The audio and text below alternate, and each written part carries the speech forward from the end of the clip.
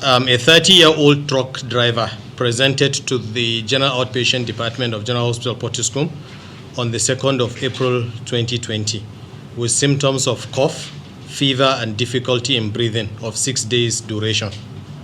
The patient had traveled to Lagos 7 days earlier. He left Lagos on the 23rd of March 2020, but had to stop over at a primary healthcare center in Bauchi on account of the above symptoms when he couldn't continue his journey to Pottiscombe.